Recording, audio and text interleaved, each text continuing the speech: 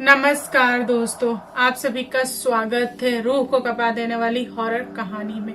आज मैं आप लोग के साथ शेयर करने वाली हूँ झारखंड की एक छोटी सी गांव की सच्ची घटित भूतिया कहानी। झारखंड में एक फैमिली के साथ बहुत बड़ा हादसा हो जाता है। उसके बाद उस इंसान की आत्मा लौटती है इस दुनिया में, तो उसने बहुतों का बहुत कुछ बिगाड़ा। जो आत्मा था वह निर्दोष था, उसकी कोई गलती नहीं थी, लेकिन जब वह आत्मा बन के लौटा उसने बहुत सारे घर तबाह कर दिए। उस आत्मा से गांव वाले कांपते थे। एक दो गांव नहीं, 10-12 गांव वाले कांपते थे। उसका नाम तक नहीं लेते थे। गांव वालों का मानना था कि अगर आप उस इंसान के बारे में सोच लोगे तो उसकी आत्मा आपको नहीं छोड़ेगी।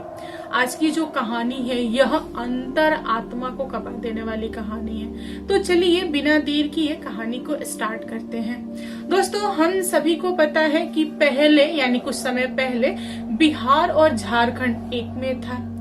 आज की जो स्टोरी है इसमें जो भी फैमिली मेंबर है फिलहाल वे लोग झारखंड में शिफ्ट है।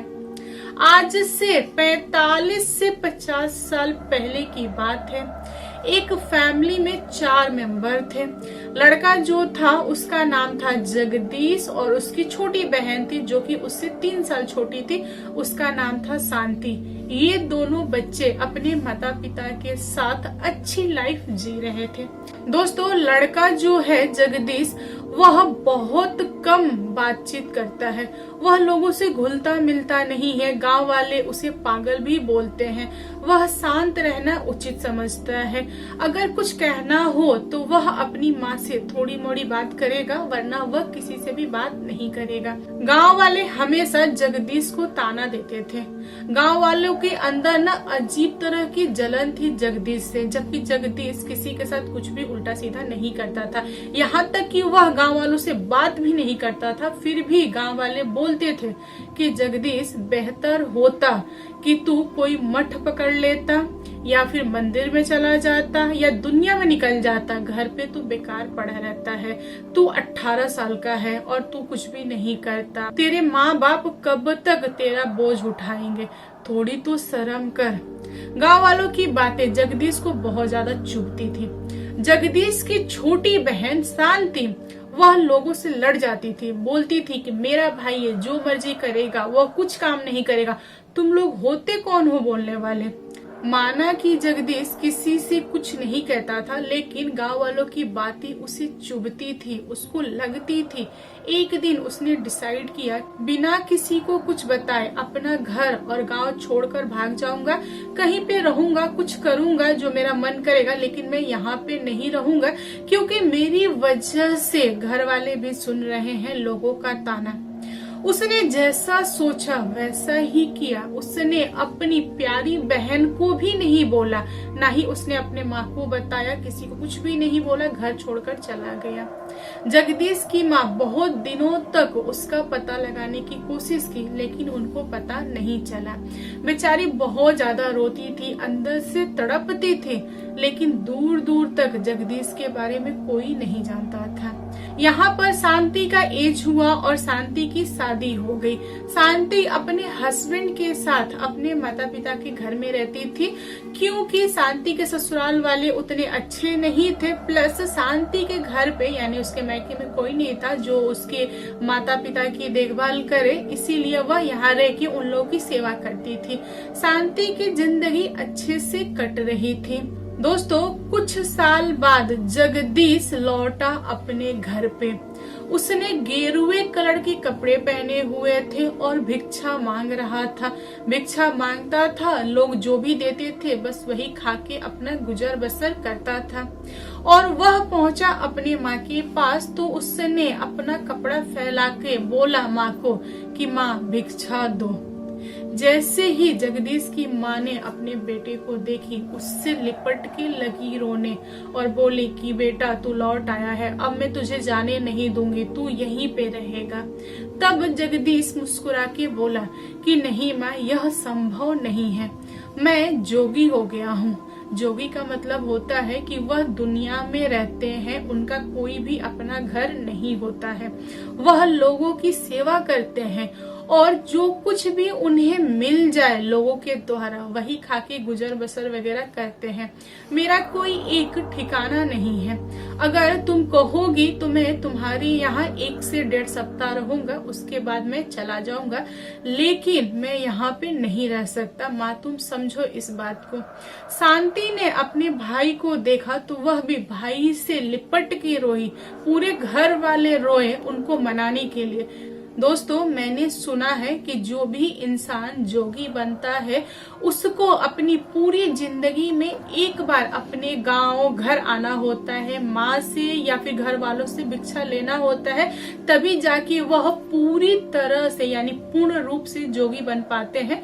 इसी के लिए जगदीश भी अपने घर लौटा था और घर वालों की जिद के हिसाब से कुछ दिनों तक यानी 10 से 15 दिनों तक वह घर पे रहा, लेकिन ज्यादा समय तक एक जगह नहीं रुक सकता था। इसीलिए उसने बिना कुछ घर वालों को बोले वह अपने घर से गांव से निकल गया और बगल वाले गांव में जाके पहुंचा। फिर जगदीश ने दूसरे गांव में भिक्षा वगैरह मांगना स्टार्ट कर दिया। सुबह का टाइम था और वह एक घर के पास पहुंचा और जाके भिक्षा मांगा। भिक्षा देने वाली एक सुंदर सी लड़की थी जिसका नाम था शीला। जैसे ही शीला अनाज लेके बाहर निकली और जगदीश को देखते हुए बोली कि लीजिए, आपने जो मांगा है मैं लेके आई हूँ। शीला एक नजर में ही जगदीश को पसंद करने लगी। जगदीश के चेहरे पे एक अलग टाइप का तेज था। उसके पास कोई ऐसा मंत्र था जो किसी को भी मोह ले। यहाँ पर शीला जगदीश के पीछे होली। जगदीश आगे आगे जा रहा है, शीला पीछे पीछे जा रही है। शीला को जगदीश के साथ जाते हुए गांव के 2-3 लोगों ने देखा। लोगों ने शीला को रोकने का कोशिश किया, उससे सवाल जवाब वगैरह किया, लेकिन शीला एक शब्द नहीं बोली। हाथ में टोकरी में अनाज लिए हुए जगदीश के पीछे पीछे जा रही है। जगदीश आगे आगे जा रहा है। गांव वालों ने जगदीश को बोला कि क्या कर रहे हो, तुम कौन हो, कौन से ढोंगी हो, इसको क्यों लेके जा रहे हो, मेरी गांव की लड़की है। जगदीश ने बोला कि आप लोग रोकिए, मैं तो नहीं ले जा रहा, यह खुद मेरे साथ आ रही है, मैं क्या करूं, मैं किसी को रोक नहीं सकता। अगर कोई मेरे पीछे आ रहा है, मेरा जैसा बनना चाह रहा है, तो इसमें उसकी इच्छा है, मेरी नहीं। अगर आप लोग उसे रोक लेंगे तो आप लोग रोक लीजिए। गांव के लोगों ने शीला को रोकने की बहुत कोशिश की, लेकिन शीला ने किसी की भी बातें नहीं सुनी। वह जगदीश के साथ होली। जगदीश जहां जहां गया शीला वहां वहां गई। ये दोनों कुछ साल के लिए साथ में रहे। आगे चलकर शीला को पता चला कि वह माँ बनने वाली है, तो वह बहुत ज्यादा खुश हुई। वह जगदीश से बहुत प्यार करती थी। जगदीश को जब पता चला कि वह बाप बनने वाला है तो उसका चेहरा उतर गया, क्योंकि जगदीश एक घर परिवार में नहीं बंधना चाह रहा था, वह आजाद रहना चाह रहा था। वह जैसी अपनी लाइफ बिता रहा था उसी में खुश था। उसको लगा कि अगर बच्चा पैदा होगा और यह मेरे साथ रहेगी तो बहुत ज्यादा जंजाल हो जाएगा, मुझे इसमें नहीं फंसना, मुझे इससे निकलना है। एक रात शीला और जगदीश दोनों सो रहे थे। जगदीश आधी रात को शीला को छोड़कर उस जगह पर वह भाग गया। शीला की जब आंख खुली तो उसने खुद को अकेला पाया। वह काफी समय तक उस जगह पर जगदीश का इंतजार करती रही, लेकिन जगदीश नहीं लौटा। 6-7 महीने बीत गए, जगदीश का नामो निशान नहीं था। शीला को लगा कि वह बेबी अकेले कैसे पैदा करेगी, इसीलिए उसने ठाना कि वह अपने घर लौट जाएगी।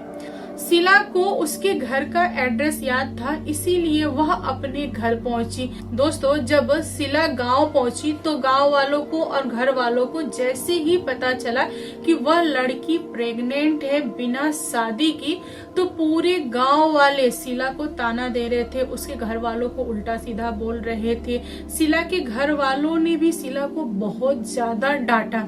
यहाँ पर शिला का पारा बहुत ज्यादा गर्म था, वह बहुत गुस्से में थी, उससे कोई भी चीज हैंडल नहीं हो रही थी।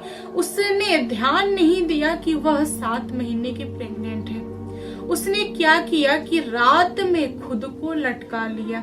उसको ना अंदर से बहुत ज्यादा बुरा लग रहा था, उसको अपनी ही गलती नजर आ रही थी कि उसी की वजह से यह सब कुछ हुआ है।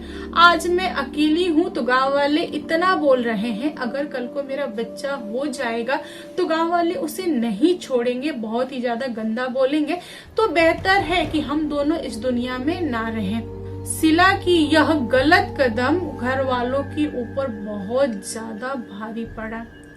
शिला के घर वालों को पता चला सुबह के टाइम में कि शिला दुनिया में नहीं है, तो उसका अंतिम संस्कार वगैरह कर दिया। लेकिन यहीं पे बात खत्म नहीं हुई। शिला जो थी वह दुनिया छोड़ने के बाद से आत्मा के रूप में लौटी।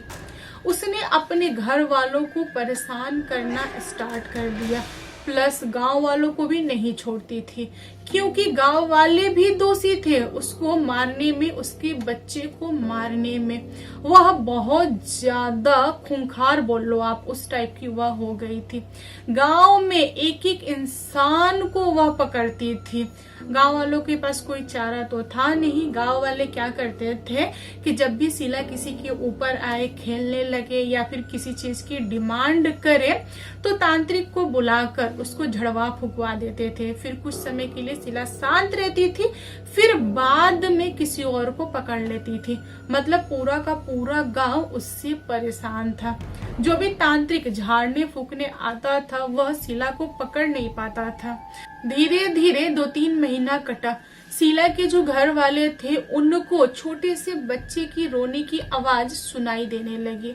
घर वाले बड़े परेशान थे, क्योंकि उनके यहाँ कोई बच्चा था नहीं, और जो छोटा वाला बच्चा था वह बहुत ज्यादा रोता था, कभी भी रोने लगता था, दिन हो रात हो, मतलब वह समय नहीं देखता था। छोटे वाले बच्चे का जो रोना था वह घर वालों के कानों में चुभता था, क्योंकि उसके ना रोने में अलग तरह का दर्द था। घर वाले बड़े परेशान थे। घर वालों ने एक तांत्रिक को बुलाया जो अच्छा खासा जानकार था। तब तांत्रिक ने खुलासा किया कि शिला प्रेगनेंसी में उसने खुद को लटकाया था। उसका बच्चा अभी प्रेत योनि में पैदा ले चुका है और वह बच्चा भूखा है, वह खाने के लिए मांग रहा है। तब घर वालों ने तांत्रिक को बोला कि एक काम कीजिए, आप उस बच्चे की आत्मा से पूछिए कि उसको क्या चाहिए, जो मांगेगा हम लोग देंगे उससे। तांत्रिक ने उस छोटे से बच्चे की आत्मा से बात करने की कोशिश की, तो जो छोटा वाला बच्चा था वह ब्लड मांग रहा था। अब घर वाले कांप गए, घर वाले लगे डरने। घर वालों को नहीं समझ रहा था कि वह बच्चा बड़ा होकर किसे परेशान करेगा। अभी तो कंट्रोल लायक है बच्चा, लेकिन धीरे धीरे तो बड़ा होगा ना। तब घर वालों ने तांत्रिक को बोला कि बाबा एक काम कीजिए, उस बच्चा को बोलिए कि जिसके घर का है वह उसके घर लौट जाए। यह हमारे घर का तो खून नहीं है ना, वह जिस जोगी का खून है उसके यहाँ जाए और उसके यहाँ के लोगों को परेशान करे। हमारे घर के लोगों को क्यों परेशान कर रहा है। तांत्रिक ने शिला से डील किया।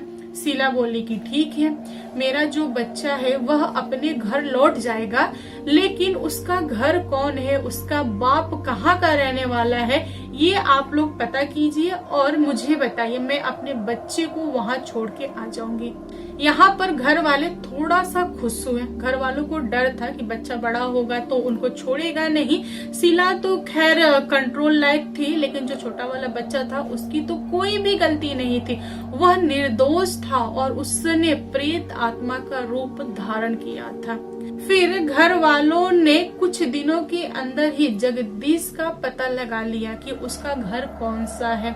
फिर शिला जो थी वह अपने बेटे को उसके यहाँ छोड़ के चली आई, क्योंकि जो एक्चुअल में जगदीश का ही खून था बच्चा, इसीलिए उसका जो कुछ भी होता, भरण पोषण होता या फिर जो भी उसका अधिकार होता, उसका खुद के घर पे होता। जो छोटा वाला बच्चा था उसकी आत्मा चली गई थी जगदीश के घर पे। जगदीश की बहन को एक छोटा सा बच्चा था। यह आत्मा उस छोटे वाले बच्चे को मार देता था, पीट देता था, घर वालों को परेशान करता था, रात में रोने लगता था, दिन में रोने लगता था। मतलब घर वाले बहुत ज्यादा तबाह हो चुके थे। जो बच्चे की आत्मा थी वह अड़ोस पड़ोस को भी नहीं छोड़ती थी, उन लोगों को भी परेशान करती थी। जगदीश की माँ ने तांत्रिक को बुलाया यह जानने के लिए कि हमारे घर के ऊपर ऐसा क्या आ गया है कि पूरे घर वाले परेशान हैं। तांत्रिक ने बताया कि आपके यहाँ एक छोटी सी आत्मा आई है जो कि फिलहाल काफी छोटी है, इसीलिए कम परेशान कर रही है, लेकिन कल को जब वह आत्मा बड़ा हो जाएगा, बड़े का रूप लेगा, तब आप लोग उसे हैंडल नहीं कर पाएंगे। यहाँ पर जगदीश की माँ बहुत ज्यादा घबरा गई और उन्होंने पूछा तांत्रिक से कि यह आत्मा आया कहाँ से, किसने भेजा और क्यों हमें परेशान कर रहा है, हमने क्या बिगाड़ा है। तांत्रिक ने शिला की आत्मा को बुलाया और शिला से सवाल जवाब किया, तब जाके तांत्रिक को गुत्थी समझ में आई। तांत्रिक ने घर वालों को समझाया कि देखिए यह बच्चा आपके ही घर खानदान का है, यह आपका ही खून है, इसीलिए इसका हक है इस घर पे, और यह निर्दोष आत्मा है, इसीलिए यह अपना हक मांग रहा है।